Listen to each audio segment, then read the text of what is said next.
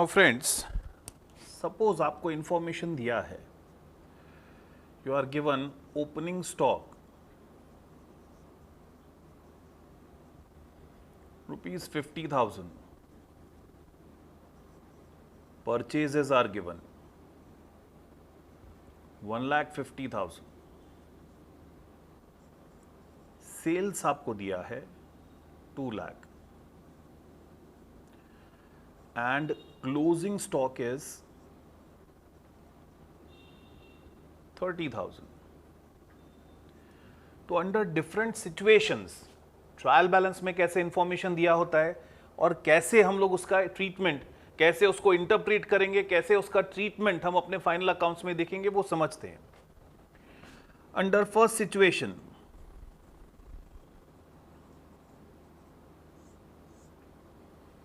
in your trial balance,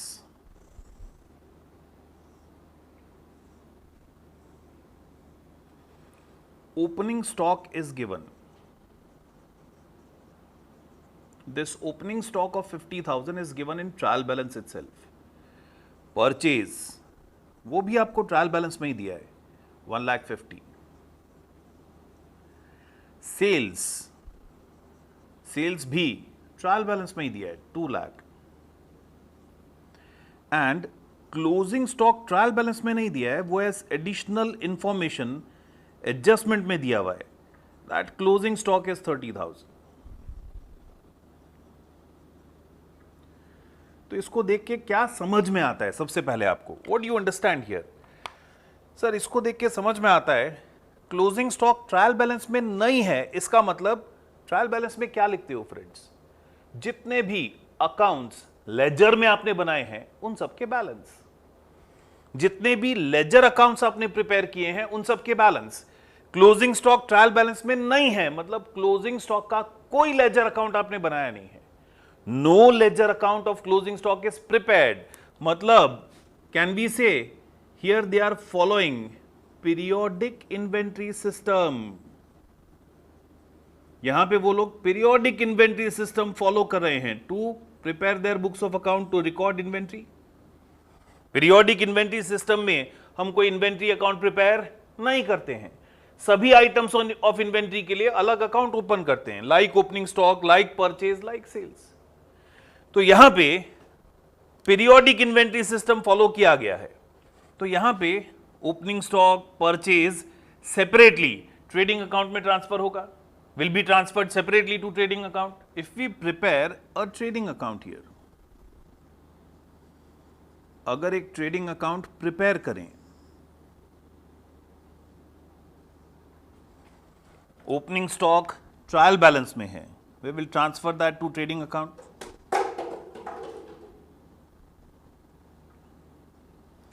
Purchase trial balance में है, we will transfer that to trading account.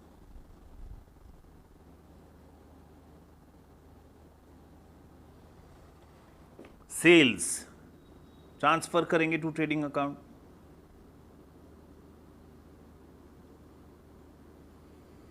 Closing stock, sir closing stock हमारी purchase का part है, हमारी purchase का वो पार्ट है जो इस साल बेचा नहीं है. परचेज का वो हिस्सा जो इस साल बेचा नहीं है, वी वुड से ये परचेज का वो हिस्सा है जो इस साल हमारे लिए इनकम जनरेट नहीं कर रहा है. हमारे एक्सपेंस का वो हिस्सा जो इस साल इनकम जनरेट नहीं कर रहा है, तो उसे अपने एक्सपेंस में से माइनस करने के लिए हम लोग क्रेडिट करेंगे.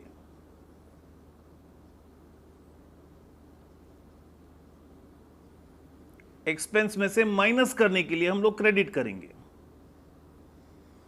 और क्योंकि ये एक्सपेंस का वो हिस्सा है जिसका बेनिफिट इस साल डिराइव नहीं हुआ, फ्यूचर में डिराइव होगा, ये हमारा एसेट है, एसेट्स में शो करेंगे. जहां पे भी एसेट्स शो कर रहे हैं वहां पे एसेट्स में शो करेंगे. बैलेंस ट्रेडिंग अकाउंट में अब क्या मिल जाएगा? Sir it will B gross profit. ये हमारा प्रॉफिट होगा जिसको हम क्या बोलेंगे? Gross profit. Sir correct. Situation 2 देखते हैं. यही सेम इंफॉर्मेशन डिफरेंटली दिया जा सकता है.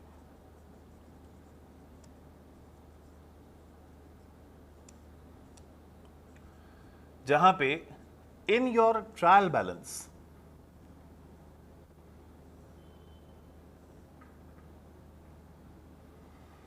In your trial balance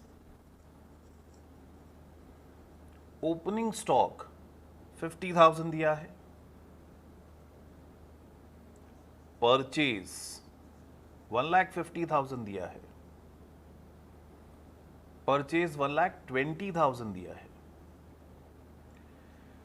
closing stock 30,000 दिया है,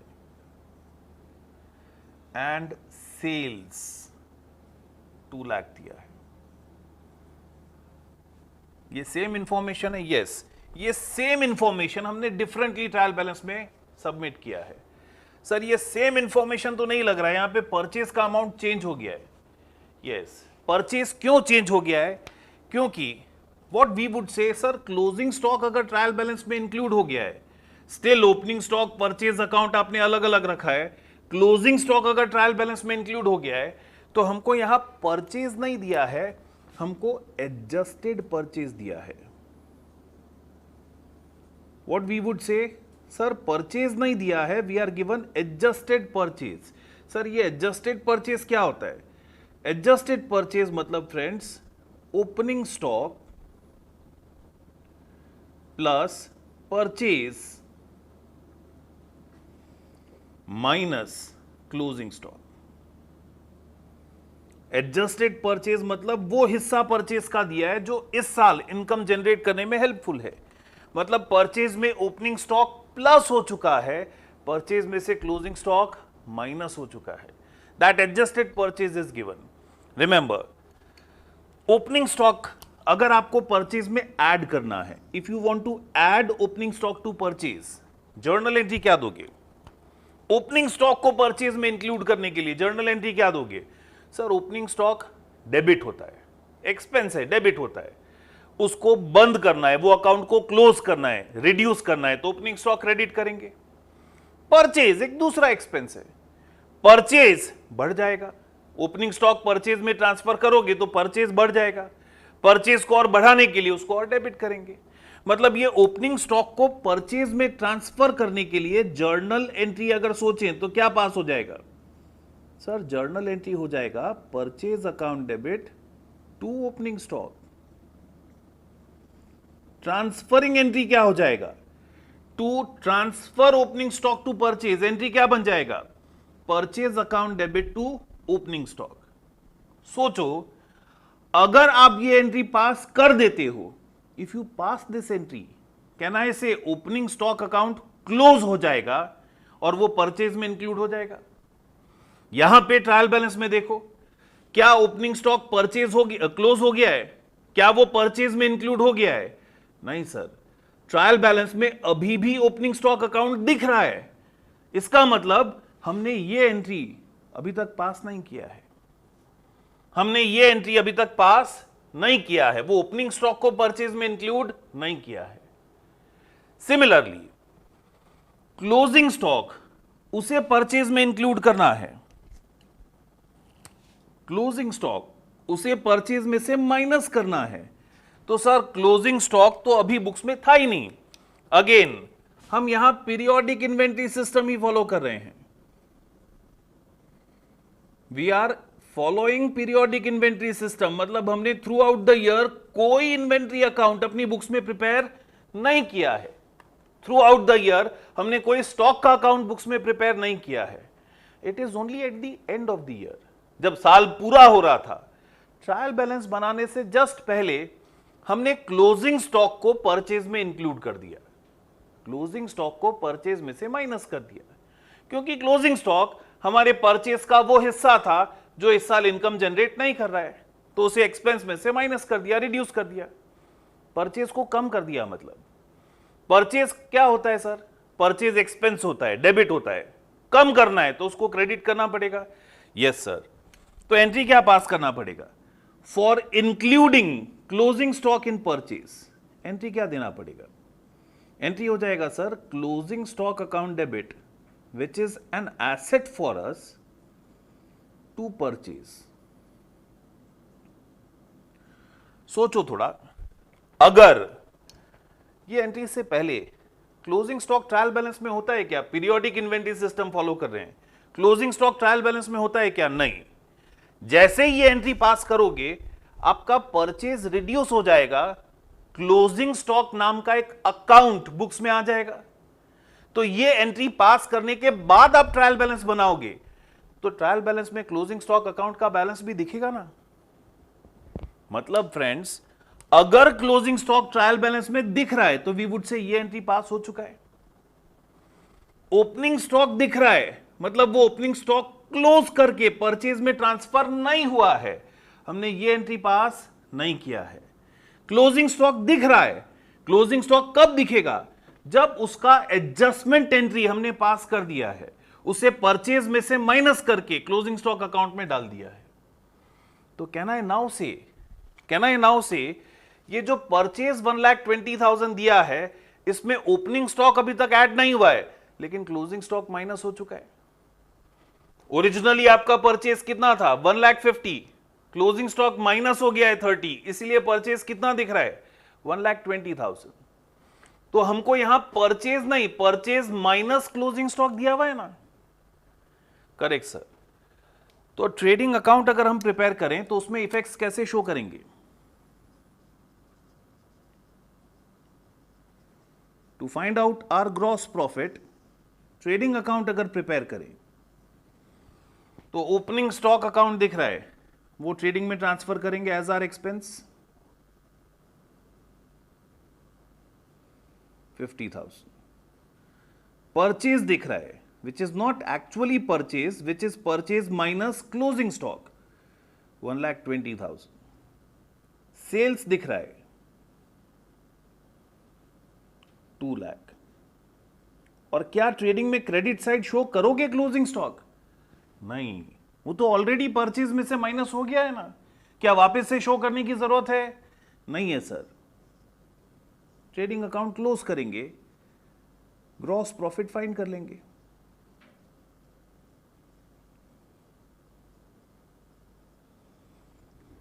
तो कैन वी कंक्लूड हियर, क्या हम ऐसा बोल सकते हैं अगर क्लोजिंग स्टॉक ट्रायल बैलेंस में दिया है तो वो ऑलरेडी आपके एक्सपेंस में से माइनस हो गया है, उसे ट्रेडिंग में शो करने का जरूरत नहीं है।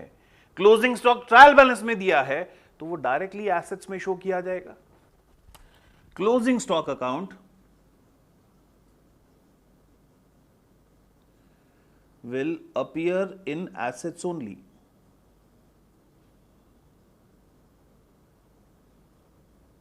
As it is already deducted from purchase. वो ऑलरेडी हमारी परचेज में से माइनस हो चुका है। डिफरेंस समझ में आया? वे ऑफ गिविंग इंफॉर्मेशन में डिफरेंस है। सिमिलरली थर्ड सिचुएशन लेते हैं।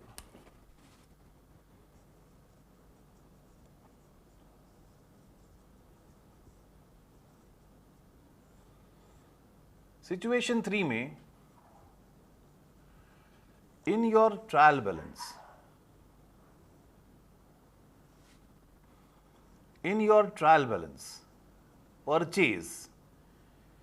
परचेज नहीं दिख रहा है। In your trial balance there is sales of 2 lakh, there is cost of good sold 1,70,000, closing stock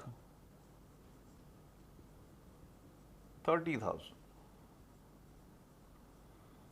ये आपको ट्रायल बैलेंस में इंफॉर्मेशन दिख रहा है। Sales, cost of good sold and closing stock. मतलब सर ना कोई परचेज अकाउंट है, ना कोई ओपनिंग स्टॉक का अकाउंट है, कॉस्ट ऑफ गुड सोल्ड का अकाउंट दिख रहा है एंड इन्वेंट्री अकाउंट का बैलेंस दिख रहा है। इन्वेंट्री अकाउंट का बैलेंस दिख रहा है मतलब हमने यहां पे एक inventory account through out the year maintain किया है। मतलब ये इंफॉर्मेशन देख के हमें पता चलता है हमने यहां पे इन्वेंट्री रिकॉर्ड किया है फॉलोइंग परपेचुअल इन्वेंट्री सिस्टम। हमने यहां पे इन्वेंट्री रिकॉर्ड किया है following which system? Perpetual inventory system.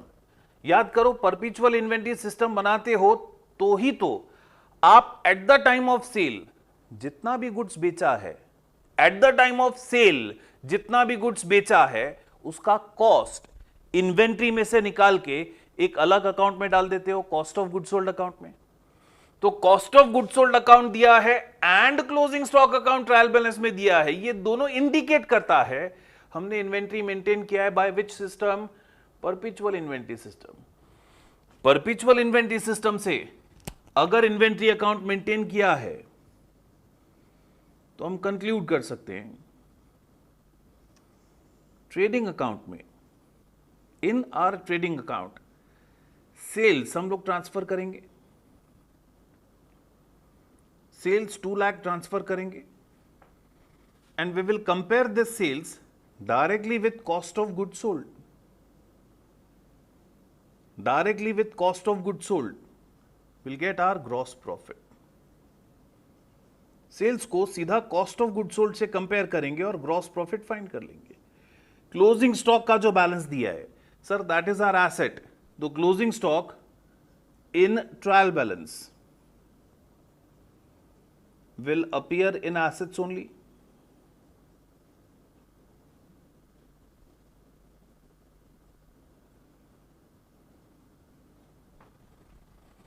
तो हम बोल सकते हैं ये सेम इंफॉर्मेशन कितनी अलग तरीके से आपको दिया जा सकता है।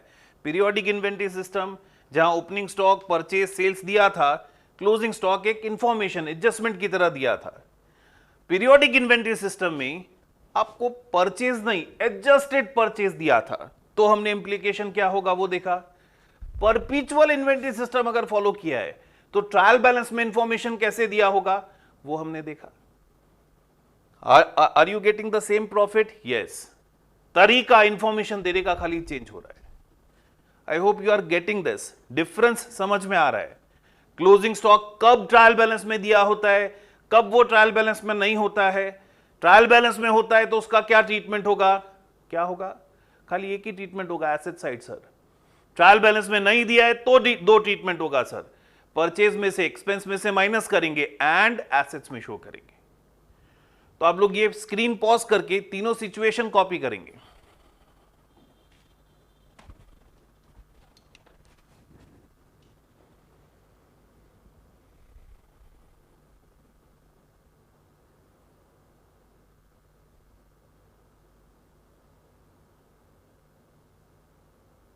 Class work question number 11, class work question number 11 अच्छे से रीड करेंगे एक बार। You are given a trial balance for the financial year ended 31 March 17 of messrs Deepakshi shows following details. Trial balance में परचेज एंड सेल्स दिया है, debtors and creditors का information दिया है, ओपनिंग स्टॉक दिया है, क्लोजिंग स्टॉक भी ट्रायल बैलेंस में दिया है। सी, परचेज अलग दिया है, ओपनिंग स्टॉक अलग दिया है, लेकिन क्लोजिंग स्टॉक ट्रायल बैलेंस में दिया है। तो क्या समझ में आता है, ओपनिंग स्टॉक, परचेज अलग अलग है, मतलब sir periodic inventory system follow कर रहे हैं, कोई एक inventory account through out the year नहीं बना रहे हैं, अलग अलग आइटम इन्वेंट्री का अलग अलग अकाउंट में रिकॉर्ड कर रहे हैं। लेकिन फिर क्लोजिंग स्टॉक ट्रायल बैलेंस में दिया है, मतलब क्लोजिंग स्टॉक का एंट्री पास हो चुका है। क्लोजिंग स्टॉक का क्या एंट्री पास हो चुका है सर, वो ऑलरेडी परचेज में से माइनस हो चुका है। इसका मतलब परचेज नहीं दिया है आपको, इसका मतलब एडजस्टेड परचेज आपको दिया हुआ है। You are given amount of adjusted purchase. Other expenses and incomes दिए हैं, fixed assets and long term liability दिया है, कैपिटल दिया है 21 लाख। एडिशनल इंफॉर्मेशन में क्रेडिटर्स का बैलेंस 1416 को दिया हुआ है 3 लाख, मतलब ओपनिंग बैलेंस क्रेडिटर्स का दिया हुआ है 3 lakh. You are required to calculate cost of goods sold and amount paid to creditors during the year. Cost of goods sold क्या होगा एंड क्रेडिटर्स को कितना पेमेंट दिया है ड्यूरिंग द ईयर, वो हमको कैलकुलेट करना है, वो हमको फाइंड करना है। तो let's firstly calculate amount of cost of goods sold.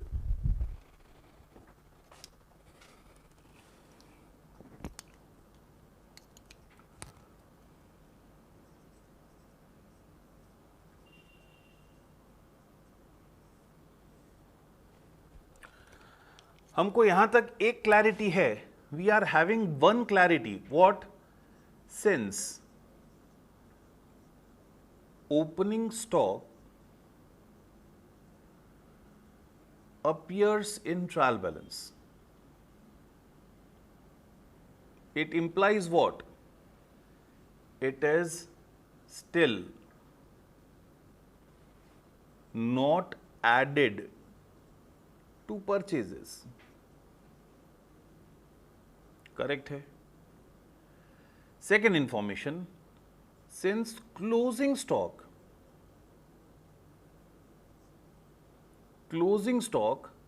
appears in trial balance, it implies what? Closing stock तो बुक्स में होता ही नहीं है. अगर ट्रायल बैलेंस में है, it implies what? It is already deducted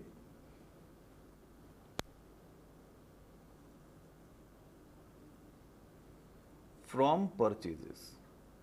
वो हमारे परचेज, हमारे एक्सपेंस में से ऑलरेडी माइनस हो चुका है. मतलब हम ऐसा बोल सकते हैं कि हमें adjusted purchase, that is not opening stock plus purchase minus closing stock, purchase minus closing stock दिया हुआ है. परचेज माइनस क्लोजिंग स्टॉक दिया हुआ है. कितना दिया हुआ है sir? Purchase minus closing stock 10 lakh दिया हुआ है. तो अगर इस एडजस्टेड परचेज में, इस 10 लाख में हम क्लोजिंग स्टॉक का वैल्यू वापस ऐड कर दें तो we can get our purchases. हम बोल सकते हैं परचेज क्या हो जाएगा sir? Purchase will be adjusted purchase plus closing stock. Here closing stock already minus हो चुका है, वापस ऐड कर देंगे तो परचेज मिल जाएगा. 10 लाख नेट अमाउंट हमको दिया है आफ्टर डिडक्टिंग 3 लाख. तो कैन वी नाउ से परचेज विल बी 13 लाख. हमारा टोटल परचेज 13 लाख का हो जाएगा. टोटल परचेज अगर मिल गया तो हम लोग easily cost of goods sold calculate कर सकते हैं. जो गुड्स बेचा उसका कॉस्ट मिल सकता है हमको. जो गुड्स बेचा उसका कॉस्ट क्या होगा sir? It is opening stock plus purchases minus closing stock. Opening stock कितना है सर? ओपनिंग स्टॉक 2 लाख दिया है प्लस परचेज 13 लाख मिला हमको. क्लोजिंग स्टॉक 3 लाख है सर. तो cost of good sold 12 lakh मिल जाएगा हमको. That is our first question. Question क्या पूछा है?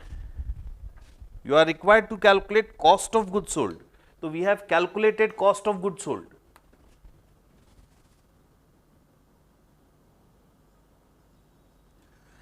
And also we are supposed to calculate amount which is paid to creditors. Creditors को आपने कितना पैसा दिया वो आपको कैलकुलेट करना है. Amount paid to creditors calculate करना है तो हम सिंपली एक क्रेडिटर्स का अकाउंट प्रिपेयर कर देते हैं.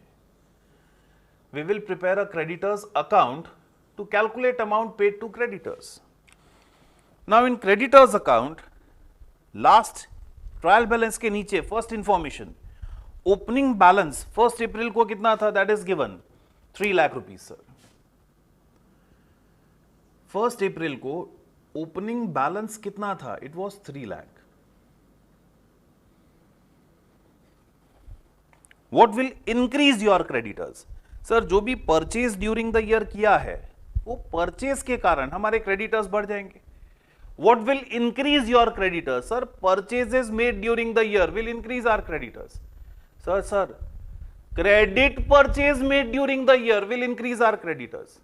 लेकिन कैश और क्रेडिट परचेज का बाइफर्केशन नहीं दिया है. बाइफर्केशन नहीं दिया है तो हम कैश परचेज क्रेडिट परचेज कितना है अलग अलग पता लगाने की पोजीशन में नहीं है. तो हम यहां अज्यूम कर लेंगे, मान लेंगे ऐसा कि जितना भी परचेज है that is entirely on credit. जितना भी परचेज दिया है पूरा का पूरा परचेज हमने क्रेडिट पे किया है. तो कितना परचेज किया है sir? 13 lakh. Purchase during the year is 13 lakh. फिर क्रेडिटर्स कम कब होंगे, रिड्यूस कब होंगे? सर उनको पेमेंट देंगे, that payment will reduce our creditors. Payment कितना है वो नहीं पता है, but after that payment is given, वो पेमेंट दे दिया उसके बाद क्लोजिंग बैलेंस कितना है वो दिया हुआ है हमको। क्रेडिटर्स के अकाउंट में क्लोजिंग बैलेंस कितना है? Sir closing balance in creditors account is 4 lakh. तो बैलेंसिंग फिगर क्रेडिटर्स अकाउंट में जो भी आएगा, can we say that is payment made during the year? Payment to creditors during the year is how much? 12 lakh.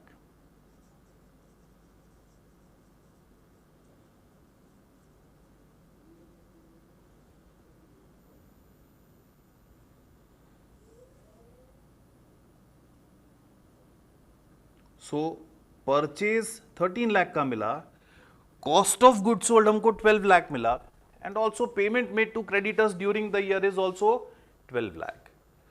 I hope ये समझ में आया आप लोग। तो friends, when we are preparing trading account, if we look at the format in which trading account is prepared under periodic inventory system, see throughout the year generally people follow which system? Periodic inventory system. Perpetual inventory system is very expensive, very difficult to follow. तो perpetual inventory system day to day life में usually followed नहीं होता है।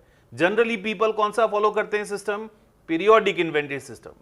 तो if you are preparing books of account under periodic inventory system, हम लोग कोई inventory account नहीं बनाते हैं। For all items of purchases हम लोग एक सेपरेट लेजर अकाउंट उसका मेंटेन करते हैं। फॉर परचेजेस अलग अकाउंट, फॉर परचेज रिटर्न अलग account, for expenses of purchase अलग अकाउंट। तो in that situation trading account में हम कैसे एंट्रीज रिकॉर्ड करते हैं? How trading account is prepared?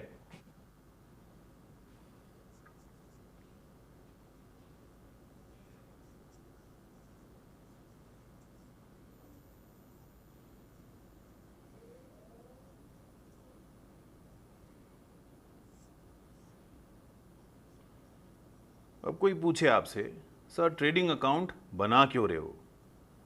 It is for the year ended, for a period, एक entire period का प्रॉफिट आप कैलकुलेट करते हो। तो कोई आपसे पूछे, सर ट्रेडिंग अकाउंट बना क्यों रहे हो? फ्रेंड्स, हम ट्रेडिंग अकाउंट बना रहे हैं with the sole objective to calculate profit. क्यों बना रहे हैं? With the sole objective to calculate profit. Profit calculate करने के लिए बना रहे हैं। तो ट्रेडिंग अकाउंट प्रॉफिट का अकाउंट हो गया, बोल सकते हैं? Yes sir.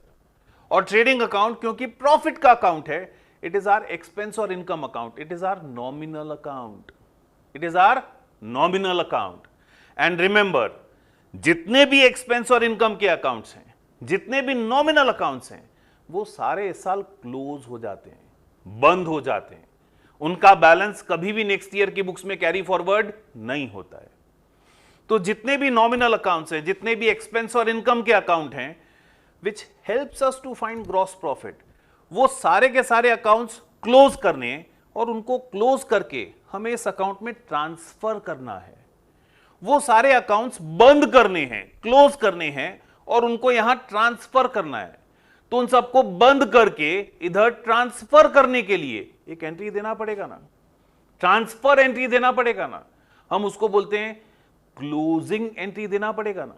The entry we pass to close that account is closing entry. तो वो क्लोजिंग एंट्री हमें पास करना पड़ेगा। तो how to pass those closing entries and how to show entries in trading account, वो हम लोग डिस्कस कर रहे हैं। सी, ट्रेडिंग अकाउंट हम बना रहे हैं ग्रॉस प्रॉफिट फाइंड करने के लिए। सर ग्रॉस प्रॉफिट कैसे मिलेगा? If we compare our sales with cost of good sold, sales को कॉस्ट ऑफ गुड सोल्ड से कंपेयर करेंगे तो ग्रॉस प्रॉफिट मिलेगा।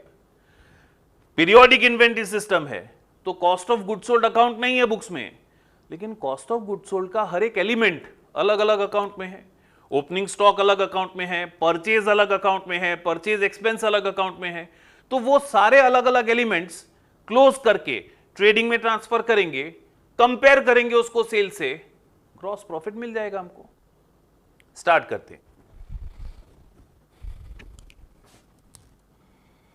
हम लोग ये भी डिस्कस करते जाएंगे, what are journal entries.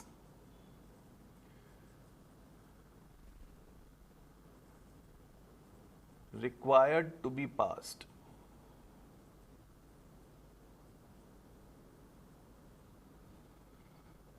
to close accounts pertaining to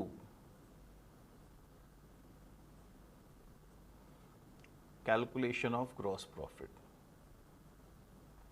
वो अकाउंट्स जो ग्रॉस प्रॉफिट कैलकुलेशन में हमें हेल्पफुल हैं, जिसकी हेल्प से हम ग्रॉस प्रॉफिट कैलकुलेट करते हैं, वो सारे अकाउंट्स क्लोज करने के लिए हम लोग एंट्रीज कैसे पास करेंगे। स्टार्ट करते हैं सबसे पहले विथ सेल्स। हमको ट्रांसफर करना है सर। यस, सेल्स क्या है हमारा, इनकम है सर। उसको क्लोज करेंगे और ट्रांसफर करेंगे ट्रेडिंग अकाउंट में इनकम साइड। इनकम साइड मतलब क्रेडिट साइड। यस सर, लेकिन क्योंकि हम पीरियोडिक इन्वेंटरी सिस्टम फॉलो कर रहे हैं, सेल्स एंड सेल्स रिटर्न दो अलग अलग अकाउंट में होगा, तो क्या सर हम सेल्स और सेल्स रिटर्न दोनों अलग अलग ट्रांसफर करेंगे? नहीं, हम क्या करेंगे, हम सेल्स रिटर्न को क्लोज करके पहले सेल्स में ट्रांसफर करेंगे, सेल्स रिटर्न को क्लोज करके सेल्स में ट्रांसफर करेंगे, और जो नेट सेल्स हमको मिलेगा वो ट्रेडिंग में ट्रांसफर करेंगे। यस सर, तो first entry to close sales return account बोल सकते हैं हम लोग। To close sales return account. सोचो सेल्स रिटर्न क्या है आपके लिए? Sir it is reduction of income. Sales is income, तो sales return is reduction of income, मतलब एक्सपेंस है बोल सकते हैं। तो सेल्स रिटर्न का कौन सा बैलेंस होगा? डेबिट बैलेंस होगा सर। एक्सपेंस है मतलब डेबिट बैलेंस होगा, उसको क्लोज करना है, मतलब सेल्स रिटर्न को क्रेडिट करना है। अभी बुक्स में डेबिट बैलेंस दिख रहा है, क्लोज करने के लिए अपोजिट साइड इफेक्ट देना पड़ेगा ना। और सर क्लोज करके किधर ट्रांसफर करना है? सेल्स में। सेल्स रिटर्न को सेल्स में ट्रांसफर करोगे तो सेल्स बढ़ेगा कि कम होगा? कम होगा। सेल्स इनकम है, क्रेडिट बैलेंस होता है, कम करने के लिए क्या करना पड़ेगा? डेबिट करना पड़ेगा। मतलब एंट्री पास हो जाएगा sales account debit, sales reduces to sales return account, sales account debit to sales return account. Same way, after transferring sales to sales return to sales, can we now say sales in our books is at net amount? तो अब वो sales account को close करेंगे। To close sales account, और sales को close करके उसको कहां ट्रांसफर करना है? ट्रेडिंग में सर। सेल्स का कौन सा बैलेंस होता है? क्रेडिट बैलेंस होता है, इनकम है सर। क्लोज करना है, वो अकाउंट बंद कर देना है, तो सेल्स अकाउंट डेबिट करना पड़ेगा। और क्लोज करके ट्रांसफर कहां करना है? ट्रेडिंग अकाउंट में सर। मतलब एंट्री पास हो जाएगा sales account debit to trading account. तो ट्रेडिंग अकाउंट में क्रेडिट साइड पोस्टिंग होगा ना, by sales account.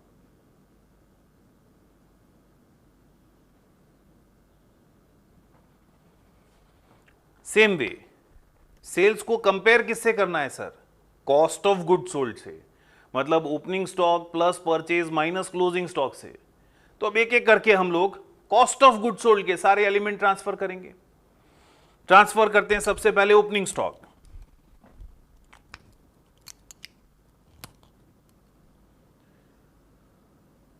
To close opening stock account,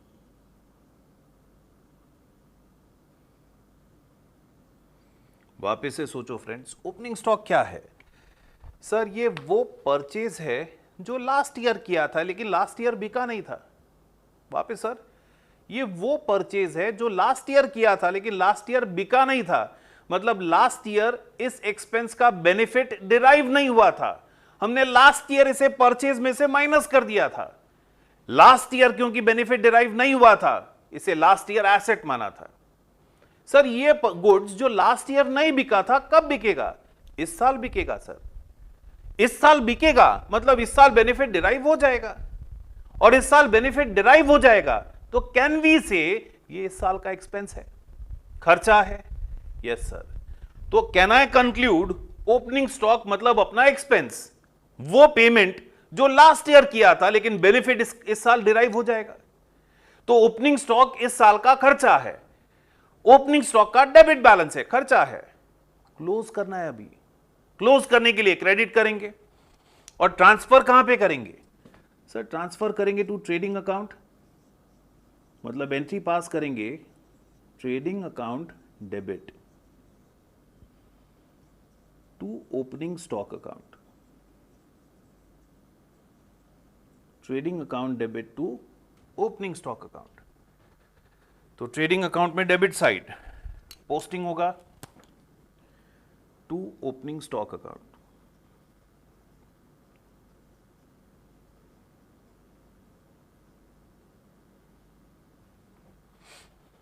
फिर परचेज भी ट्रांसफर करना है सर, लेकिन लाइक सेल्स परचेज का भी नेट अमाउंट ट्रांसफर करना है, मतलब purchase after deducting purchase return हमको ट्रांसफर करना है। तो पहले क्या करना पड़ेगा सर? पहले परचेज रिटर्न को क्लोज करके परचेज में ट्रांसफर कर देना है, और जो नेट अमाउंट ऑफ परचेज है उसको ट्रेडिंग में ट्रांसफर कर देना है। तो सबसे पहला काम हम करते हैं, हम परचेज रिटर्न को क्लोज करते हैं।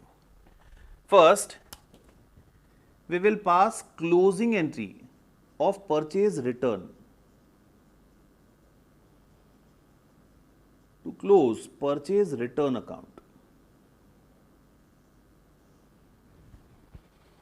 Purchase return मतलब रिडक्शन ऑफ एक्सपेंस, परचेज खर्चा है ना, परचेज रिटर्न अपने खर्चे को कम करेगा। तो परचेज रिटर्न मतलब रिडक्शन ऑफ एक्सपेंस मतलब इनकम। तो परचेज रिटर्न का कौन सा बैलेंस है? क्रेडिट बैलेंस है sir. Purchase return is credit balance, close करना है, वो अकाउंट बंद कर देना है, तो उसको डेबिट करना पड़ेगा। तो एंट्री क्या देना पड़ेगा? Purchase return account debit, purchase return account debit to purchase account. उसे क्लोज करके कहां ट्रांसफर कर देना है? परचेज में ट्रांसफर कर देना है। सी परचेज का डेबिट बैलेंस होता है, खर्चा है, आपने परचेज को क्रेडिट किया मतलब परचेज कम हो गया ना, you have reduced your purchases. तो परचेज रिटर्न आपने क्लोज किया और परचेज में ट्रांसफर कर दिया। Now to close purchase account, अब जो नेट अमाउंट परचेज का है उसे हम क्लोज करके ट्रांसफर करेंगे कहां पे? ट्रेडिंग अकाउंट में।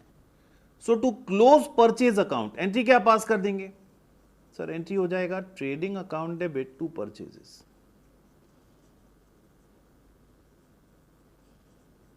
Trading account debit to purchase account, correct. तो ट्रेडिंग अकाउंट में डेबिट साइड शो करेंगे टू परचेजेस,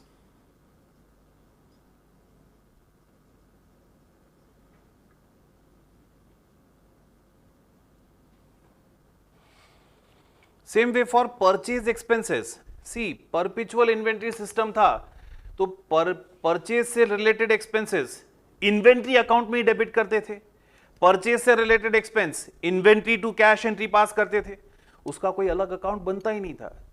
लेकिन पीरियोडिक इन्वेंट्री सिस्टम में कोई सेपरेट इन्वेंट्री अकाउंट नहीं है, तो परचेज रिलेटेड एक्सपेंस उसके लिए एक अलग अकाउंट बनाया होगा। कैरेज पे किया है, कैरेज अकाउंट डेबिट किया होगा, फ्रेट पे किया है, फ्रेट अकाउंट डेबिट किया होगा। तो वो सारे डायरेक्ट एक्सपेंसेस क्लोज करके ट्रेडिंग में ट्रांसफर करने पड़ेंगे ना, तभी कॉस्ट ऑफ गुड सोल्ड के सारे एलिमेंट्स आएंगे। Opening stock plus net purchase plus purchase expenses, expenses भी ट्रांसफर करने पड़ेंगे ना। तो next entry to close direct expenses,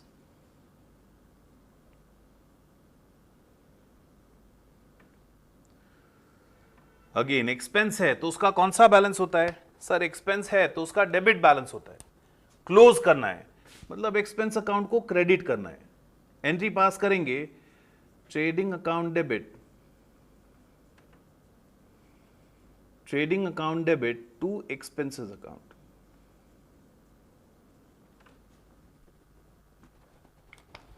trading account में debit side to direct expenses account.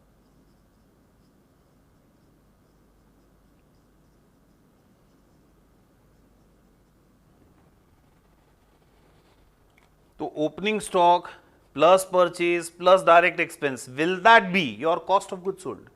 क्या वो आपका कॉस्ट ऑफ गुड सोल्ड होगा? नहीं सर, इसमें से क्लोजिंग स्टॉक माइनस करना पड़ेगा ना.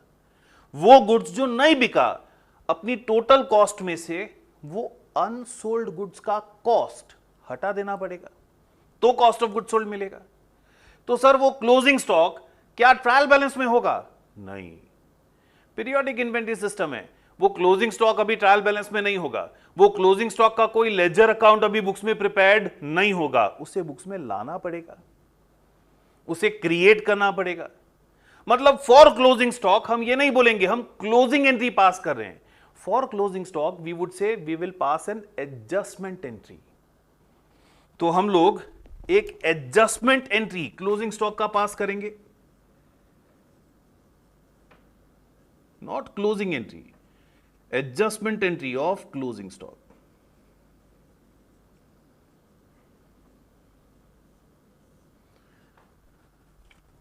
क्या एंट्री? तो ये एंट्री हमने बहुत सारी जगह डिस्कस किया है. क्लोजिंग स्टॉक एसेट है, क्लोजिंग स्टॉक अकाउंट डेबिट, और ये अपने कॉस्ट में से रिड्यूस करना है, कॉस्ट में से माइनस करना है, तो it should be credited to trading account. Closing stock account debit to trading account. Trading account में क्रेडिट करेंगे बाय क्लोजिंग स्टॉक.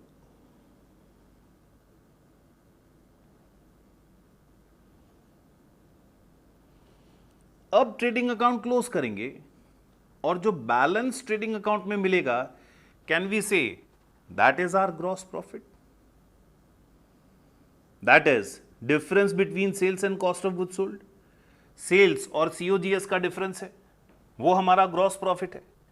और ये ग्रॉस प्रॉफिट, ये ट्रेडिंग अकाउंट, ये भी नॉमिनल एक्सपेंस या इनकम का अकाउंट है. ये ट्रेडिंग अकाउंट का बैलेंस कैरी फॉरवर्ड होगा कि अगले साल? नहीं सर, ये ट्रेडिंग अकाउंट भी बंद हो जाएगा, क्लोज हो जाएगा. ट्रेडिंग अकाउंट क्या शो करता है फ्रेंड्स? सर खाली ओवर द काउंटर सेल का प्रॉफिट शो करता है. क्या ये बिजनेस का टोटल प्रॉफिट शो करता है? बिजनेस एज अ होल, पूरी ऑर्गेनाइजेशन का प्रॉफिट शो करता है? नहीं. तो ये जो प्रॉफिट आपने ओवर द काउंटर सेल का फाइंड किया है, इसे बिजनेस एज अ होल के प्रॉफिट में ट्रांसफर करना पड़ेगा. Business as a whole, organisation का पूरे का प्रॉफिट कहां मिलता है हमको? पीएनएल अकाउंट में. तो ये ट्रेडिंग का बैलेंस भी क्लोज करके ट्रांसफर कर दिया जाएगा टू पीएनएल अकाउंट. तो finally we would say to close trading account, to close trading account हम लोग एंट्री क्या पास करेंगे? To close trading account. Trading account का क्रेडिट बैलेंस है ना, प्रॉफिट. क्रेडिट का टोटल ज्यादा है तो बैलेंस प्रॉफिट आया ना. तो ट्रेडिंग अकाउंट में ये जो बैलेंस मिल रहा है, इसको क्या बोलेंगे? क्रेडिट बैलेंस है. ट्रेडिंग अकाउंट का क्रेडिट बैलेंस है, क्लोज करना है तो उसको डेबिट करेंगे. ट्रेडिंग अकाउंट बंद कर देना है तो ट्रेडिंग अकाउंट डेबिट करेंगे. और कहां ट्रांसफर करना है? सर इसको ट्रांसफर करना है टू पीएनएल अकाउंट में, will be credited to PNL account. या फिर आप दो एंट्री भी पास कर सकते हो. You can think of two different entries. Trading account close करो और ट्रांसफर कर दो to gross profit account.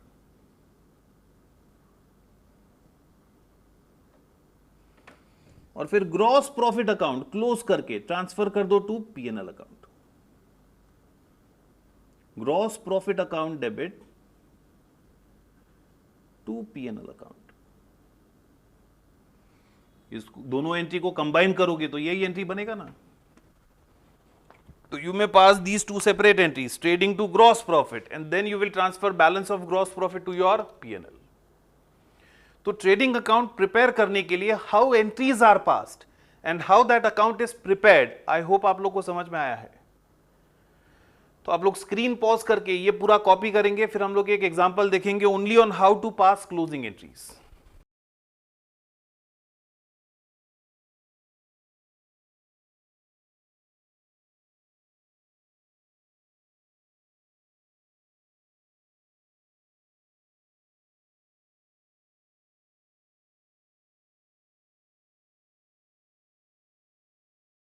Friends question 7 देखेंगे in your homework section. Question 7 in your homework section.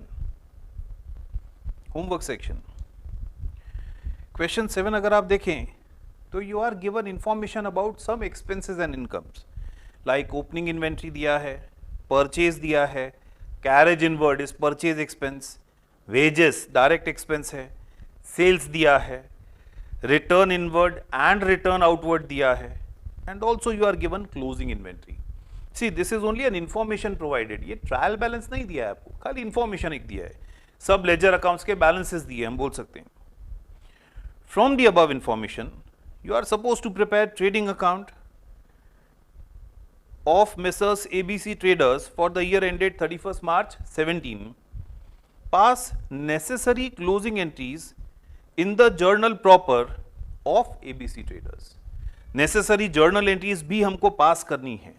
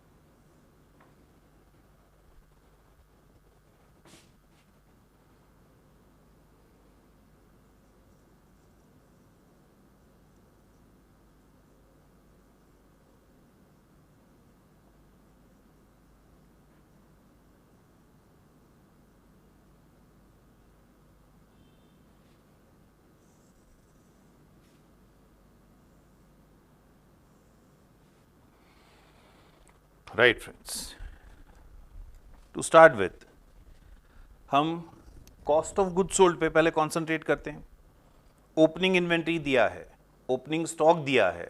क्या होगा ओपनिंग स्टॉक? सर इस साल का एक्सपेंस होगा। कौन सा बैलेंस होगा उसका? डेबिट बैलेंस होगा। तो उसको क्लोज करने के लिए क्या एंट्री पास करेंगे? First entry for opening stock क्या हो जाएगा? Sir it will be trading account debit, trading account debit 1 lakh to opening stock.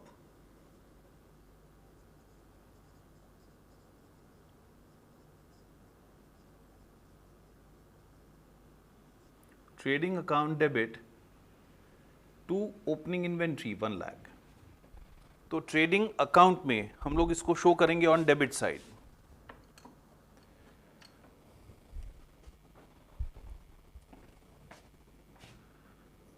to opening inventory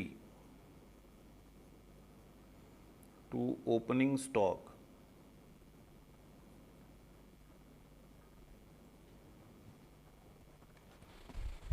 purchase दिया है सर, परचेज दिया है 6,72,000, लेकिन फिर नीचे सेकेंड लास्ट आइटम देखिए रिटर्न आउटवर्ड, गुड्स जा रहा है मतलब परचेज रिटर्न दिया है। तो परचेज रिटर्न पहले क्लोज करेंगे और ट्रांसफर करेंगे to trading account. Purchase return का कौन सा बैलेंस होता है? क्रेडिट बैलेंस होता है। क्लोज करना है तो क्या करना पड़ेगा? डेबिट करना पड़ेगा सर। एंट्री पास होगा purchase return account debit,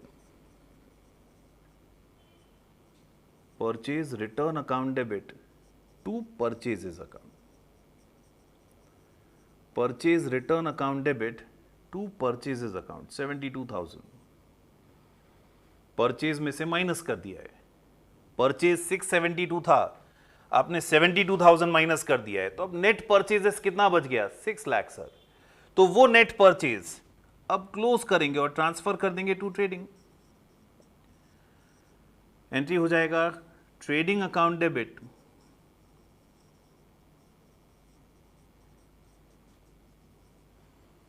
6,72,000 minus 72,000. Trading account debit to purchases account.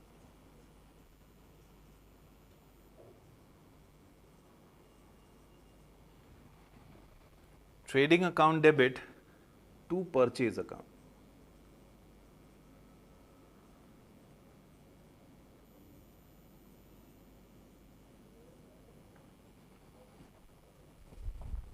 Sir उसी तरह परचेज एक्सपेंसेस भी दिए हैं, कैरेज इनवर्ट दिया है, वेजेस दिया है 30,000 एंड 50,000. ये एक्सपेंसेस क्लोज करके ट्रेडिंग में ट्रांसफर करेंगे, तो ये एक्सपेंसेस क्लोज करने के लिए क्रेडिट करना पड़ेगा ना. एंट्री पास हो जाएगा sir, trading account debit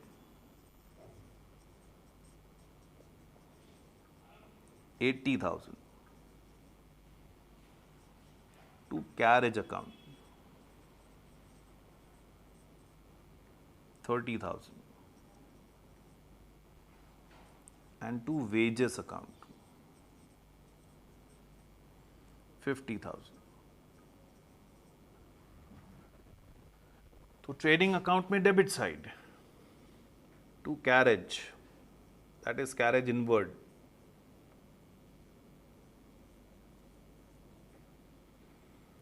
to wages,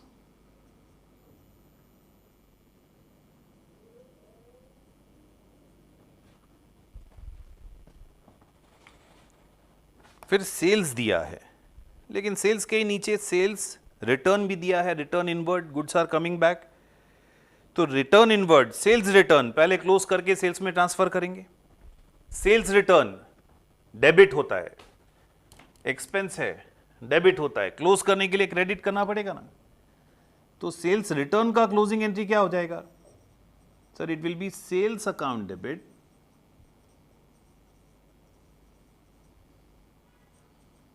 sales account debit to sales return. Sales account debit to sales return. Sales debit किया मतलब आपने सेल्स को 1 लाख से रिड्यूस किया, कम कर दिया. सेल्स 1 लाख से कम हो गया मतलब सेल्स अब बुक्स में क्या प्राइस पे आ गया? 11 लाख माइनस 1 लाख, 10 लाख पे सर. सेल्स आपकी बुक्स में अब क्या प्राइस पे आ गया? 10 लाख पे सर. उसको क्लोज करके ट्रेडिंग में ट्रांसफर करेंगे, एंट्री पास करेंगे. सेल्स अकाउंट डेबिट, सेल्स का क्रेडिट बैलेंस है, क्लोज करने के लिए डेबिट करेंगे sir. Sales account debit to trading account.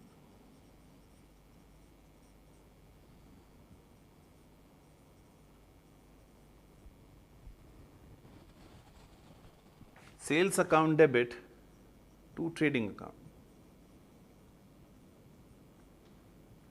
तो ट्रेडिंग में credit side by sales account. Lastly closing inventory, closing stock दिया है. Is closing stock part of your books of account? No sir, वो books of account का part नहीं है, लेकिन उसका एडजस्टमेंट, उसका ट्रीटमेंट हमें देना पड़ेगा. हमने अपना टोटल खर्चा ट्रेडिंग में ट्रांसफर कर दिया है, लेकिन वो टोटल खर्चा इनकम जनरेट नहीं कर रहा है. क्लोजिंग स्टॉक हमारे इस खर्चे का वो पार्ट है, हमारे टोटल एक्सपेंस का वो हिस्सा है जो इस साल इनकम जनरेट नहीं कर रहा है. तो हमारी कॉस्ट में से, हमारे खर्चे में से उसे निकाल देना पड़ेगा. तो उसका एडजस्टमेंट एंट्री क्या देंगे सर? खर्चे में से निकालना है, मतलब उसे ट्रेडिंग में क्रेडिट करना है. तो एंट्री पास करेंगे closing stock account debit to trading. Closing stock account debit to trading account.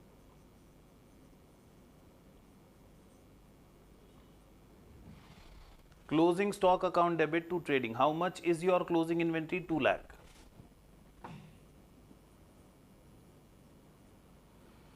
मतलब ये एंट्री पास करके आपने क्लोजिंग स्टॉक अकाउंट क्लोज नहीं किया बुक्स में, आपने तो ये एंट्री पास करके क्लोजिंग स्टॉक अकाउंट क्रिएट किया है. क्लोजिंग स्टॉक अकाउंट लाए हो आप बुक्स में. ट्रेडिंग में credit side bye closing stock.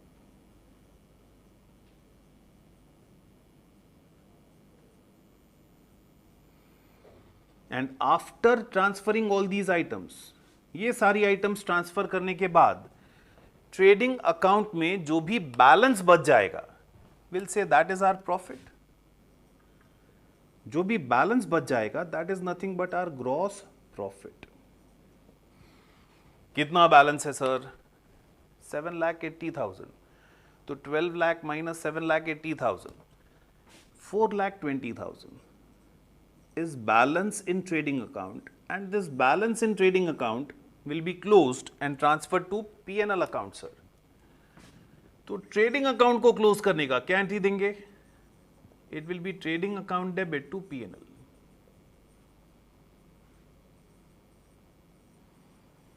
Trading account debit to gross profit and then gross profit account debit to P&L, या एक combined entry trading account debit to P&L account.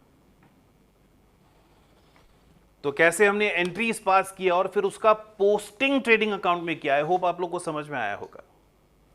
तो आप लोग स्क्रीन पॉज करके इतना copy करेंगे।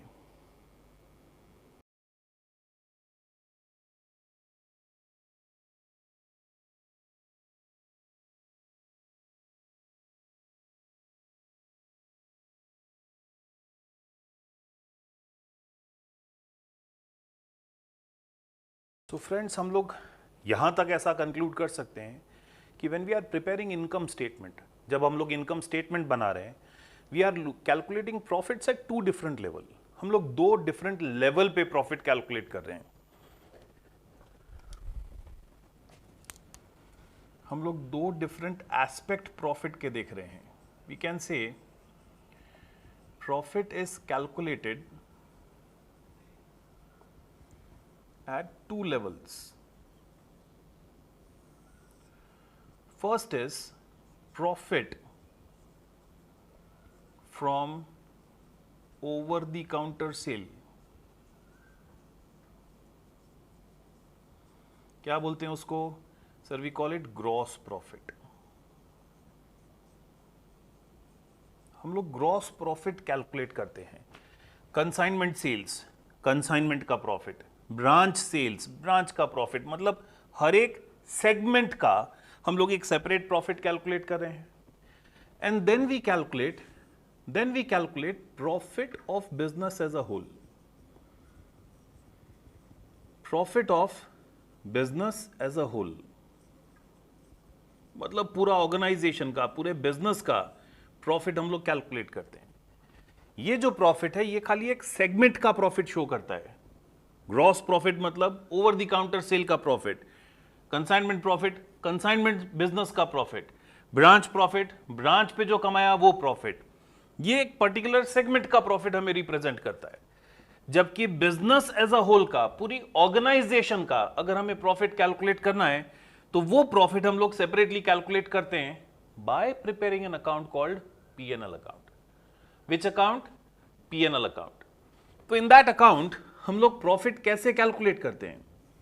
जो भी ग्रॉस प्रॉफिट, जो भी सेगमेंट वाइज प्रॉफिट हमें मिला है, इन दैट सेगमेंट प्रॉफिट हम लोग ऐड करते हैं all indirect incomes.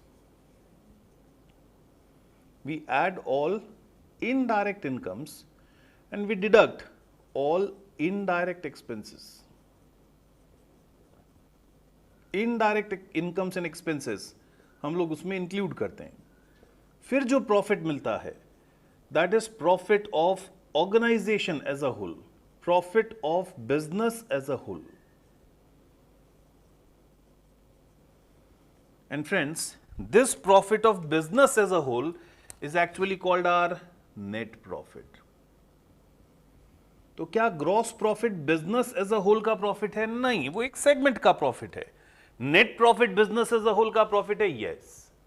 And we calculate this net profit by preparing an account called P&L account.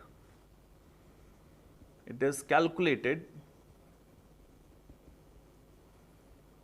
in an account called P&L account.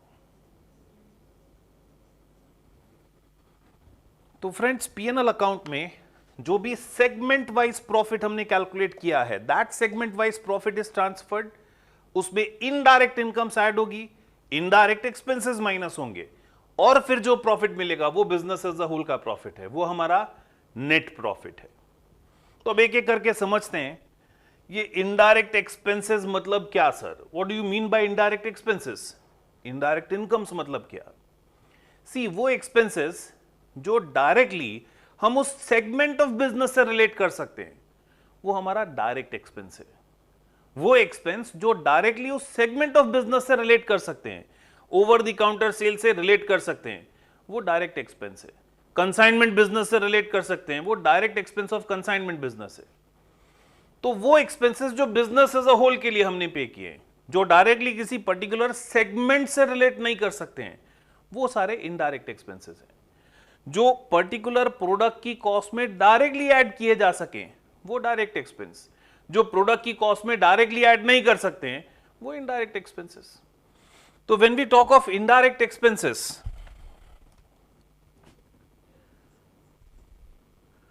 indirect expenses friends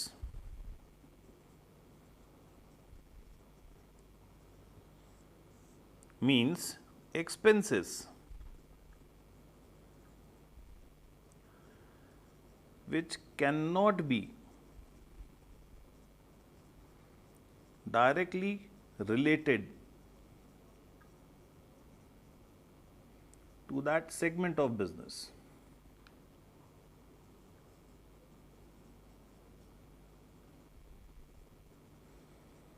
जो directly किसी segment of business से relate नहीं कर सकते हैं। For example we are talking of office and administrative expense.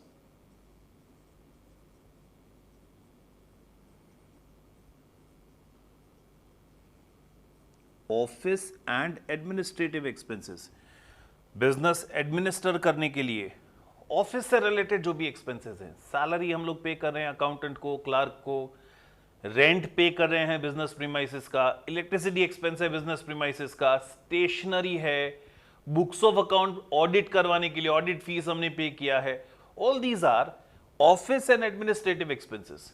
वो हम लोग यहां इंक्लूड कर सकते हैं इनडायरेक्ट एक्सपेंसेस में। All selling and distribution expenses,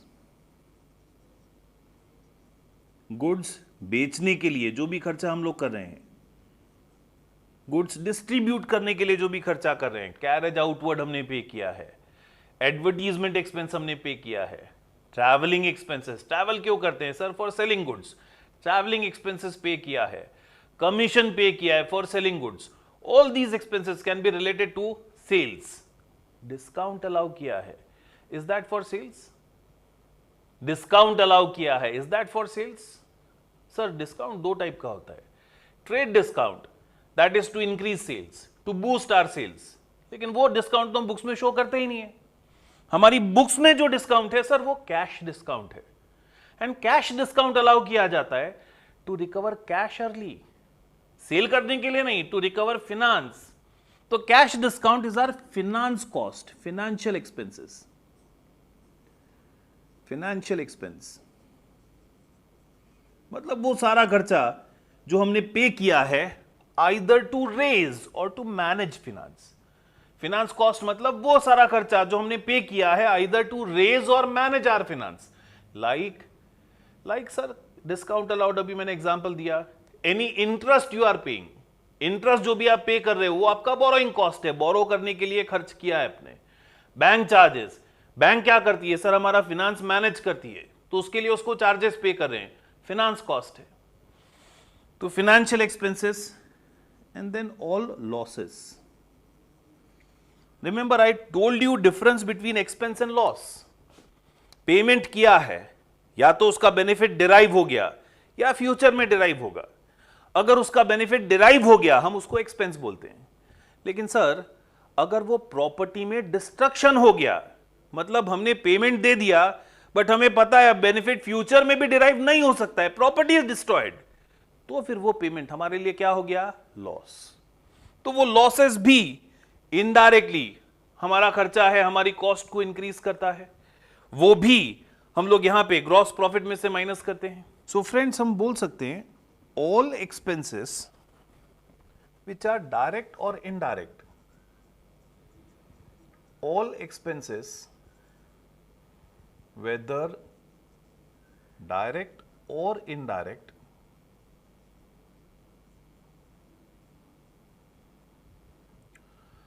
are considered after keeping in mind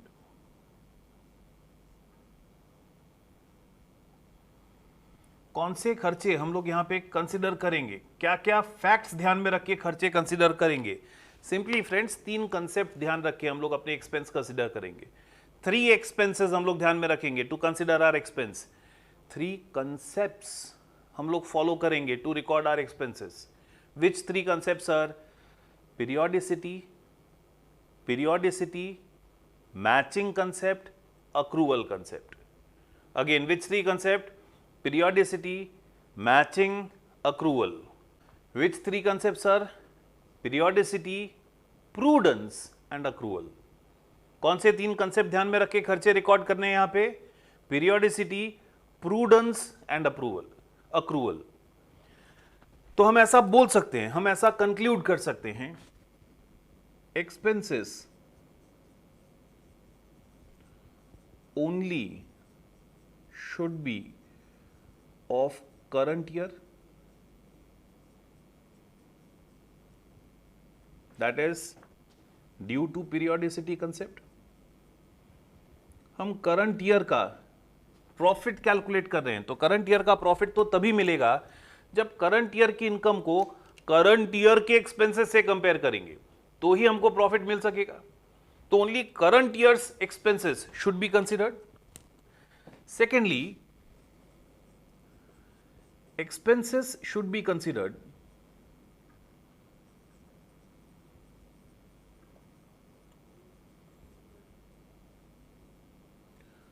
after complying with prudence, after taking into consideration the prudence। मतलब हम किसकी बात कर रहे हैं सर? प्रूडेंस, कंजर्वेटिज्म, किसकी बात कर रहे हैं? प्रोबेबल एक्सपेंस अगर है, कोई ऐसा खर्चा है जो इस साल को बिलोंग करता है लेकिन पे करना पड़ेगा कि नहीं हमको डाउट है, हम यही मानेंगे पे करना पड़ेगा। सर कोई इनकम ऐसी है जो हमें डाउट है मिलेगी कि नहीं मिलेगी फ्यूचर में, हम मान लेंगे नहीं मिलेगी। प्रूडेंस, कंजर्वेटिज्म फॉलो करके हम लोग खर्चे रिकॉर्ड करेंगे। कोई एक्सपेंस कम होगा कि ज्यादा होगा? कम होगा यही मान के एक्सपेंस ज्यादा होगा यही मान के हम लोग अपनी बुक्स ऑफ अकाउंट प्रिपेयर करेंगे। मतलब while recording expense we will consider transfer to any reserve or provision, transfer made to any reserve or provision। कोई भी पैसा, कोई भी अमाउंट हमने रिजर्व में ट्रांसफर किया है, प्रोविजन में ट्रांसफर किया है, वो कंसीडर करके अपने एक्सपेंसेस रिकॉर्ड करेंगे। And thirdly, expenses whether paid or not,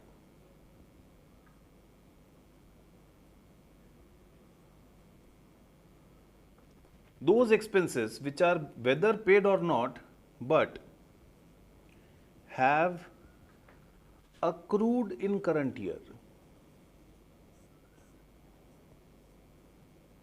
will be considered।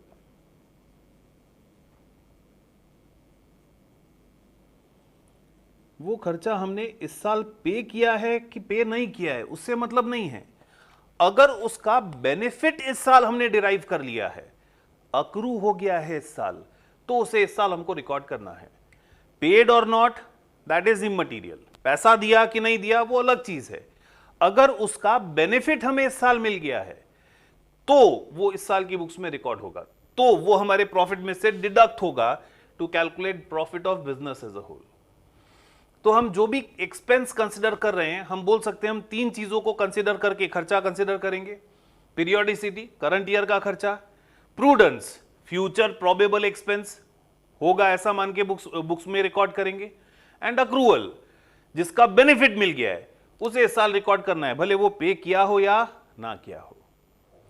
तो हम फ्रेंड्स ऐसा बोल सकते हैं, we can see expenses in current year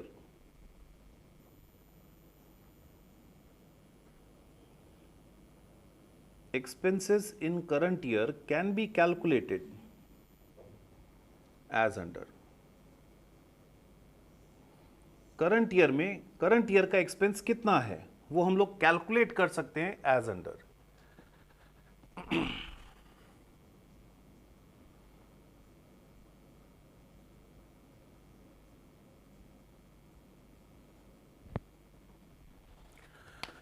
See, we will start with expenses paid in current year.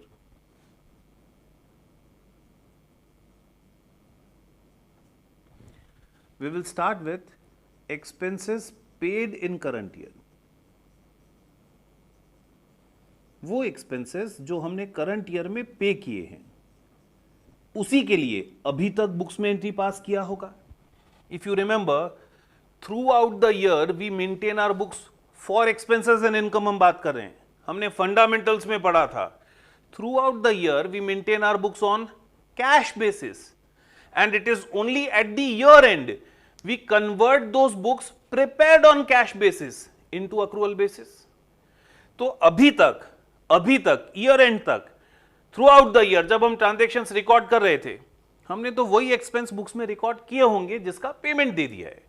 तो expenses which are paid in current year वो अभी तक बुक्स में रिकॉर्डेड है.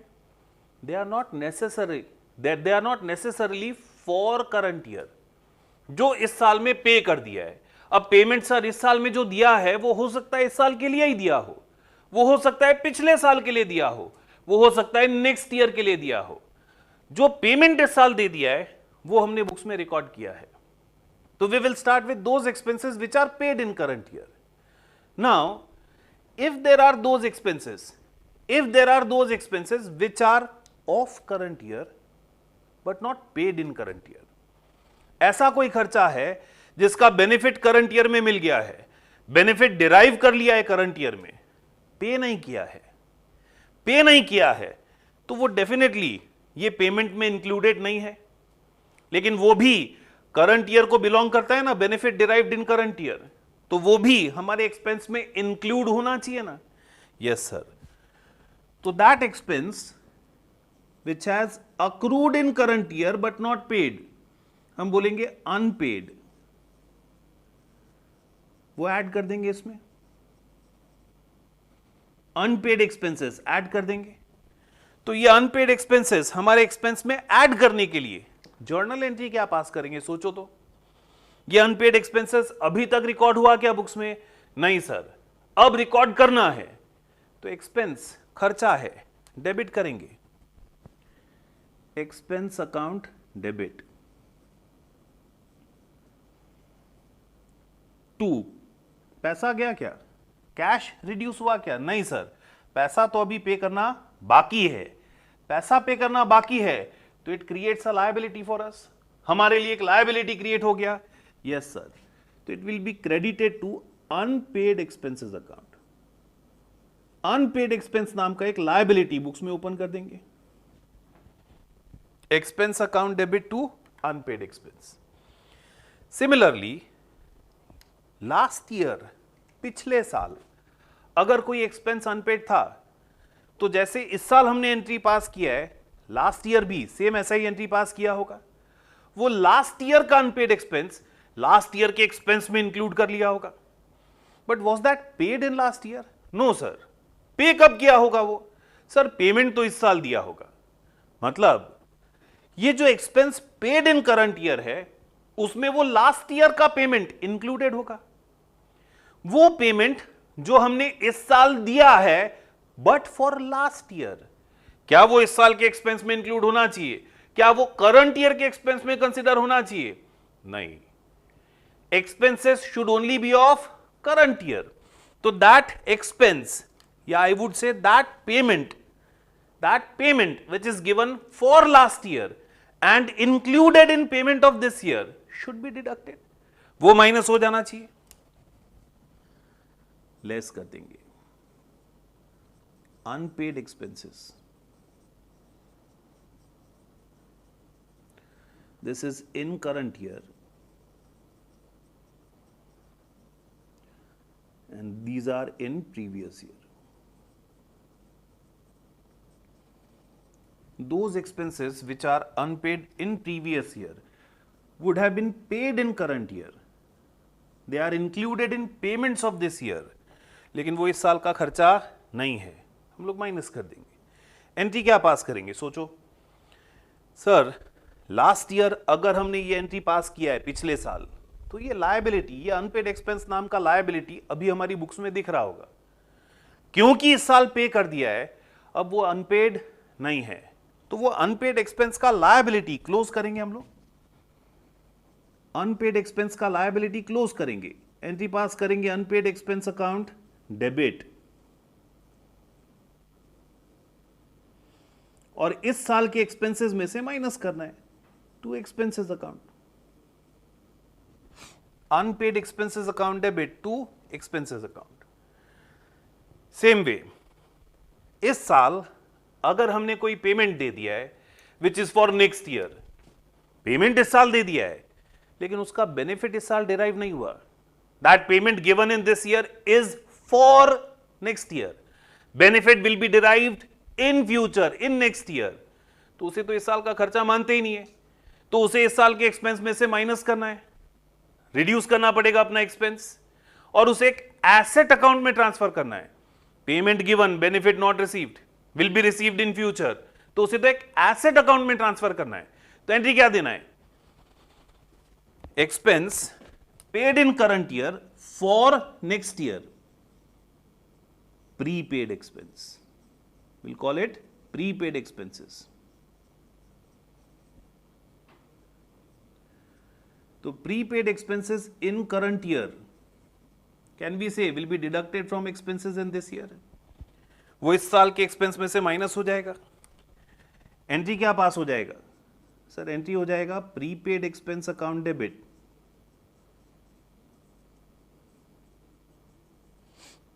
Prepaid expense account debit to expense account.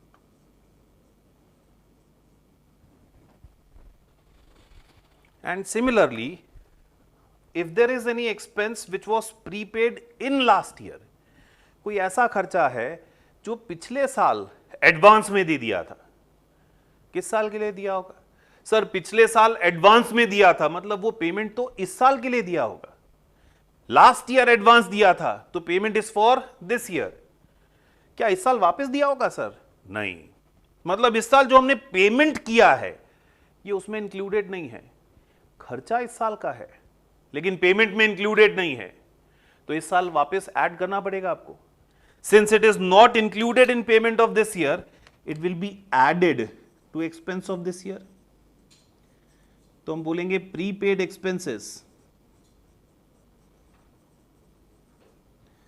In previous year, जो last year पिछले साल हमने एडवांस में पे कर दिया था वो इस साल के एक्सपेंसेस में ऐड करना पड़ेगा। एंट्री क्या देंगे sir, last year prepaid expense account books में ओपन किया था हमने, इस साल क्लोज कर देंगे और उसे एक्सपेंस में ऐड कर देंगे, एक्सपेंस बढ़ाना है मतलब एक्सपेंस और डेबिट करना है। एंट्री पास करेंगे expense account debit to prepaid expense,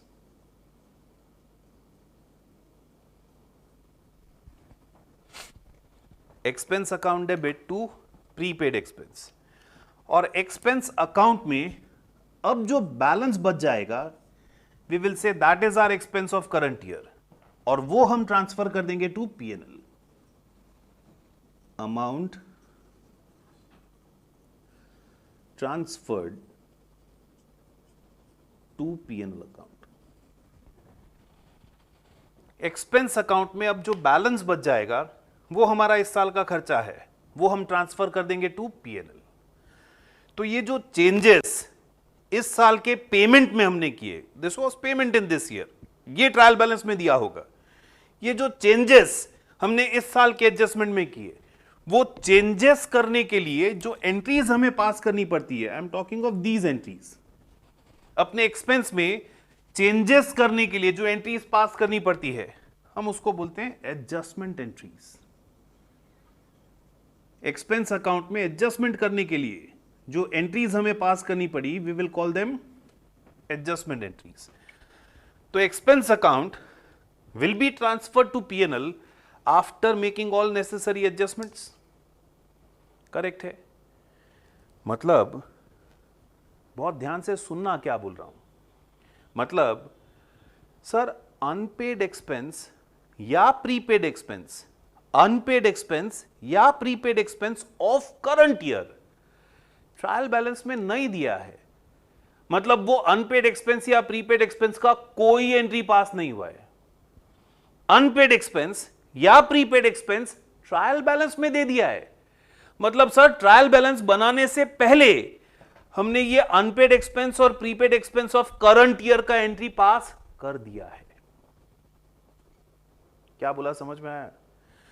unpaid expense account पहले बुक्स में था ही नहीं, ये एंट्री पास करोगे तो वो अनपेड एक्सपेंस अकाउंट बुक्स में आएगा ना।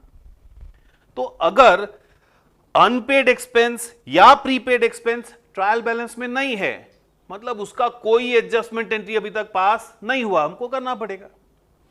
लेकिन अनपेड एक्सपेंस अकाउंट या prepaid expense account trial balance में दिया है, तो हम समझेंगे वो अनपेड एक्सपेंस ऑलरेडी एक्सपेंस में ऐड हो चुका है, वो प्रीपेड एक्सपेंस ऑलरेडी हमारे एक्सपेंस में से माइनस हो चुका है, तो हमें एक्सपेंस में उसका कोई ट्रीटमेंट देने का जरूरत नहीं है। सिमिलरली उल्टा है, सोचना ध्यान से। Sir unpaid expense and prepaid expense of last year, unpaid expense and prepaid expense of last year, वो तो इस साल की बुक्स में, लास्ट ईयर की बुक्स में से आया, बैलेंस ब्रॉट फॉरवर्ड किया इस साल हमने, पिछले साल की बुक्स में से इस साल लेके आए। सर अगर वो ट्रायल बैलेंस में दिया है, मतलब ये unpaid expense and prepaid expense of last year का कोई एंट्री पास नहीं हुआ है, क्योंकि अगर आपने ये एंट्री पास कर दिया होता तो आपने वो अनपेड एक्सपेंस अकाउंट, वो प्रीपेड एक्सपेंस अकाउंट क्लोज कर दिया होता। If they are still appearing in trial balance, मतलब they are still not closed, उनका एडजस्टमेंट एंट्री आपने पास नहीं किया है।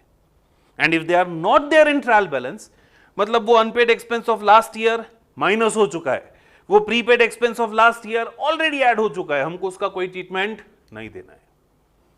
उल्टा हो जाएगा, करंट ईयर का अनपेड या प्रीपेड ट्रायल बैलेंस में दिया है तो क्या समझेंगे, सर एंट्री पास हो चुका है। लास्ट ईयर का अनपेड और प्रीपेड ट्रायल बैलेंस में दिया है तो क्या समझेंगे, सर एंट्री पास नहीं हुआ है, क्योंकि इसका एंट्री पास होता तो वो क्लोज हो जाता है। तो I am just writing a note for this.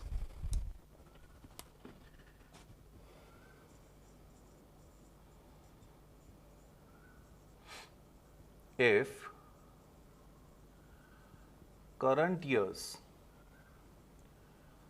unpaid or prepaid expense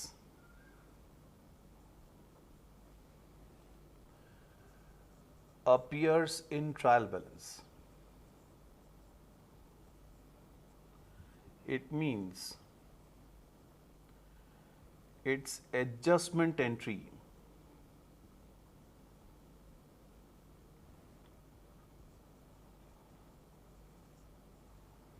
is already passed before preparing trial balance. उसका एडजस्टमेंट एंट्री हम ऑलरेडी पास कर चुके हैं before preparing trial balance. Same way, if previous years unpaid or prepaid expense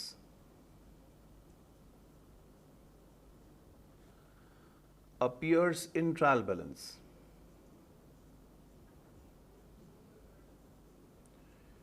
it would mean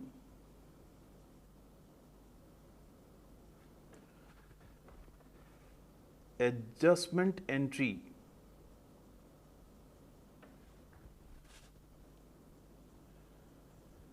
for the same is still not passed. उसका कोई adjustment entry अभी तक हमने पास नहीं किया, इसीलिए वो अकाउंट अभी भी दिख रहा है ट्रायल बैलेंस में, क्लोज नहीं हुआ है। आई होप ये समझ में आया आप लोग को। तो हम लोग को पीएनएल में या ट्रेडिंग अकाउंट में कोई भी एक्सपेंस रिकॉर्ड करते समय तीन कंसेप्ट ध्यान में रखने हैं। ये 3 कंसेप्ट फॉलो करके ही एक्सपेंस रिकॉर्ड करने हैं। वो एक्सपेंस करंट ईयर का होना चाहिए, मतलब पीरियोडिसिटी। सर प्रूडेंस फॉलो करना है, प्रोबेबल लॉसेस को लॉस मान के ही रिकॉर्ड करना है, अक्रूअल बेसिस फॉलो करना है। पेमेंट हुआ कि नहीं उससे मतलब नहीं है, बेनिफिट इस साल मिल गया है तो वो एक्सपेंस इस साल का है, इस साल रिकॉर्ड करना है।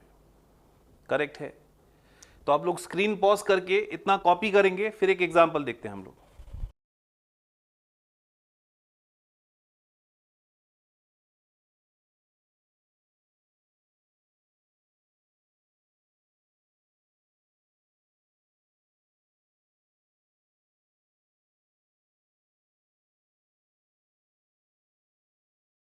फ्रेंड्स क्वेश्चन 16 देखेंगे आप लोग क्लास वर्क में। Question number 16, just read the question. Mister Sen Gupta and company employs a team of 8 workers who were paid 30,000 per month, each in the beginning, each in the year ending 31st December 15. तो 8 employees were there, 8 workers were there, monthly 30,000 हर एक जने का salary था up to 31st December 15. At the start of 2016, company raised salaries by 10% to 33,000 per month. On 1st July, the company hired 2 trainees at a salary of 21,000 per month each. Workforce are paid salary on first working day of every month. Salary का payment कब होता है? जनवरी का salary है तो 1st Feb को पे होगा, फेब का सैलरी है तो नेक्स्ट मंथ 1st March को पे होगा, on first working day of each month, 1 month in arrears, so that the employees receive their salary for January on first working day of Feb, etc. You are required to calculate amount of salary which would be charged to P&L account for the year ended 31st December 16, amount actually paid during 16 and outstanding salary कितना है during 2016. तो हमें खाली calculations करना है।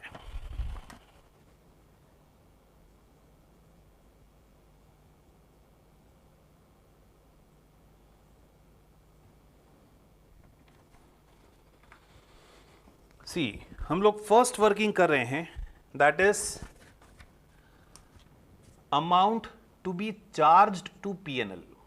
अच्छा, amount to be charged to PNL जब calculate कर रहे हैं तो वो पे हुआ कि नहीं हुआ इस साल वो सोचना ही नहीं है, इस साल का खर्चा कितना है, इस साल कितना बेनिफिट हमें मिल गया है, खाली वही सोचना है हमको। तो हमें बेनिफिट इस साल कितने का मिल गया है, to what extent benefit is received.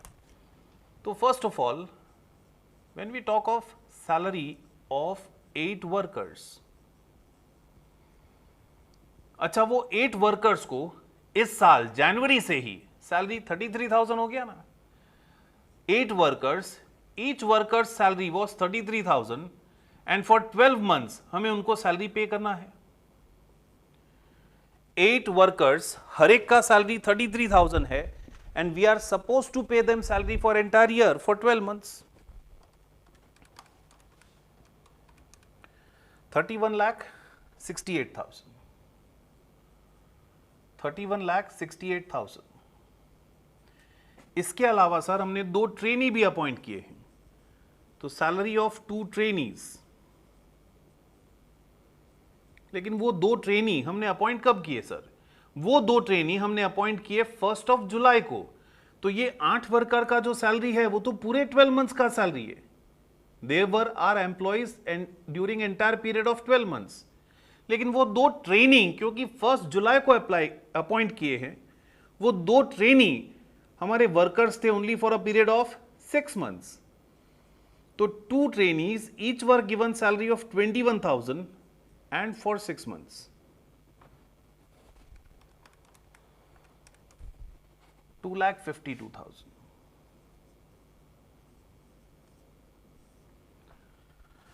तो 2,52,000 plus 31,68,000, 34,20,000 will be charged to P&L in current year.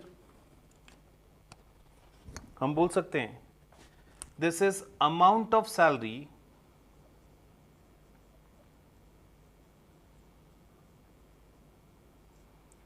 transferred to P&L in current year.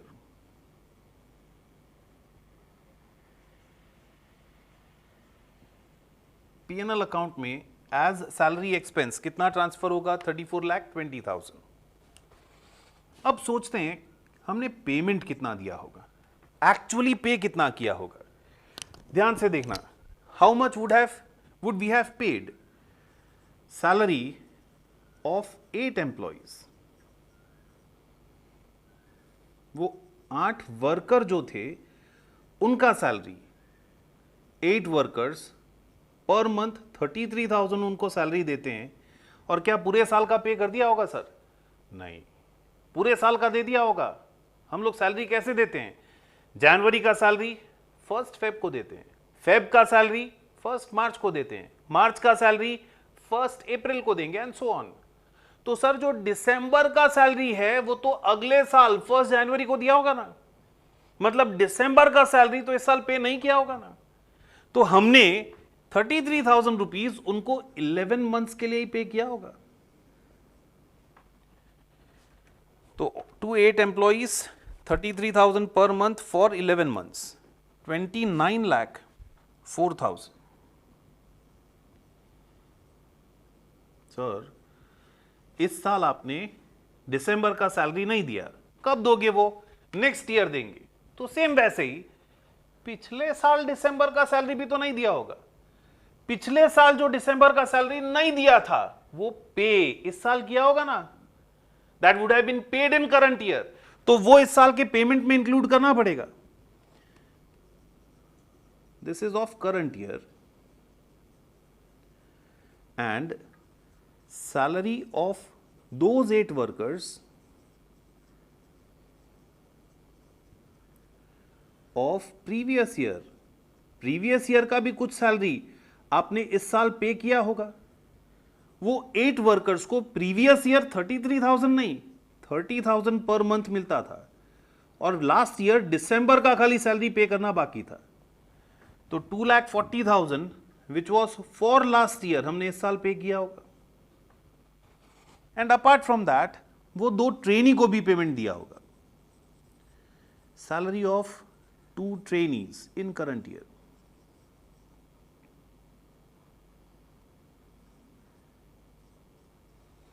वो 2 ट्रेनी को करंट ईयर में कितना पेमेंट दिया होगा? पर ट्रेनी 21,000 का सैलरी देते हैं। सर 1 जुलाई को उनको हायर किया था, मतलब जुलाई मंथ से सैलरी देना है। अप टू दिसंबर सारा सैलरी दे दिया होगा? अप टू दिसंबर सारा सैलरी दे दिया होगा? नहीं, दिसंबर का तो बाकी है ना, मतलब जुलाई, अगस्त, सितंबर, अक्टूबर, नवंबर, 5 महीने का ही दिया होगा sir. We would have paid salary of 5 months only in current year. 2,10,000. So total payment in current year कितना हो गया?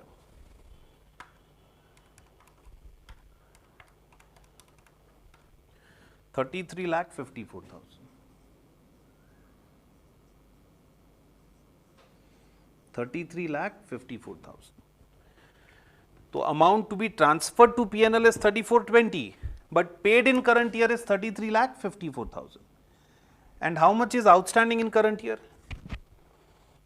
Outstanding मतलब कितना पे करना बाकी है in current year?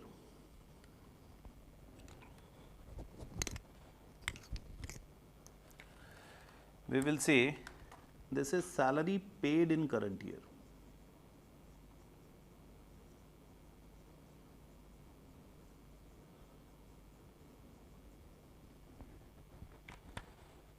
And salary outstanding कितना है?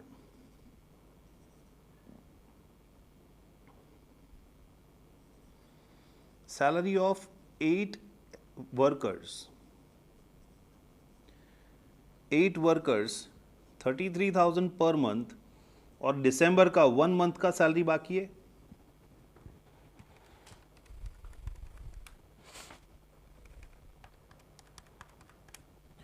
$2,64,000.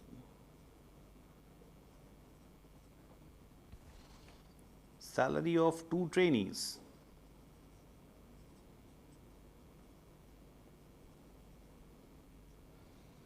2 trainees 21,000 फॉर ईच, 1 मंथ का 42,000, तो 3,08,000 is outstanding salary in current year.